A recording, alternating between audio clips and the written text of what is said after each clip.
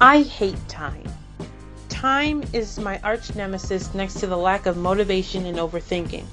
Because when I overthink, I waste time. And when I waste time, I start to lose motivation. And losing motivation is the worst because I know that time is still being wasted. I find myself disorganized even when I do plan things out. Plans take up more time because you have to think and factor in so many possibilities, which causes overthinking, which wastes more time. Or you want to change or add a part to your plan, which means more thinking because you want to make sure everything is in order, that everything adds up, taking even more time. When I do have a decent plan figured out, my time is already up. I end up rushing the task, or I put a lot of effort into it, making it late and my parents and I disappointed. I always tell myself to do better next time, but I never took those words seriously. Why? Because I figured that no matter how much time I have, the outcome is the same. The task is either rushed or makes me sleep deprived. And to be honest, I want the latter than the former. Reading Posh's quote for the first time made me upset, because I knew he was right, but I could never put his quote or my personal feedback to practice. Wasting time leaks into my art as well. I spend more time looking for the perfect songs than I do gesture drawing or expression exercises. Having less time would not make a difference to me. At least, that's what I thought. Overthinking helped me. Intrusive thoughts of sudden deaths, break-ins, shootings, even suicide pushed me to do more. I had Posh's quote in mind whenever this happened, and when I had the will, got up and did something, even if it meant just walking around the house. Before this, time was 0% important to me. Now it is 47% important to me because scholarships and art contests have deadlines, and I need the money. Some job applications have timestamps, and college schoolwork will mercilessly test my time budgeting skills. There are events I want to attend, but some require online purchases or RSVPs, and there are due dates for those. I'd always wait until the last minute to tell my parents my weekend plans, because A, they drive me everywhere, and B, I am either overthinking the plan or I don't have a plan at all. The other 53% is me learning how to budget time to practice my art skills, people skills, and whatever else. Whatever else is how I started making mental to-do lists and after school routine. First off, naps are required. 45 minutes to an hour and 45 minutes tops.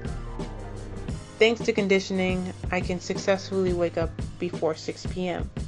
Afterwards, a snack, some social media surfing, and then homework.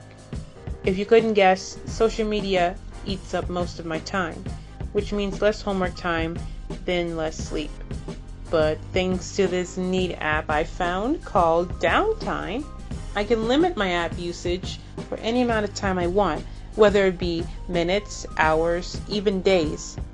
I highly recommend it to anyone who has trouble putting their phones down for more than 2 minutes. If I somehow get finished with homework before 11 p.m., I rejoice for about 2 hours, then go to bed, aka draw and listen to music until about 1:30 a.m. before I get yelled at. As I am human, I make mistakes. I fall asleep and forget to set the 45-minute timer. I disregard homework until it's 10 p.m. because a new video on YouTube popped up. Downtime isn't even touched for a month before I think about using it again, or I simply stay up until 3:30 a.m. trying to finish all of my work at once. Posh's quote, I should clarify, talks about time being short when there is the possibility of death or some other negative outcome when it's not used wisely. I, however, interpret it as time management and what I can do to use my time wisely. So, I do the following. Make a list. If you have a myriad of tasks, it's best to write them down before you work on anything else to ease the pressure. Measure these tasks by duration. They say the harder ones should be done first, but I say get the easier ones out of the way. That way, you'll be eased into whatever else you have to do. After a list, if needed, take a power nap. Not those 4 to 5 hour naps that I hear about all the time, unless you're falling over tired, but a quick 45 minutes to an hour nap, giving your brain enough energy to work for a while. If you feel tired afterwards, you either slept too long, you took a nap after 4 p.m., or your brain isn't used to it quite yet. But as everyone is different, experiment with this method and then others. Snack. Eat something. I really don't care what it is. I can't judge anyone because sometimes I eat a Pop-Tart or a bowl of ice cream as a snack. I just recommend water afterwards. Work time. Start on your tasks from easy to hard. Try to limit yourself to 30 minutes or less of phone time. If you really need your phone, say for math answers, try to stay away from the more distracting apps. Finishing the tasks at hand are more important. However, by no means should work be prioritized over health, whether it be physical or mental. A good method is to work in bursts, 20 to 30 minutes, then break.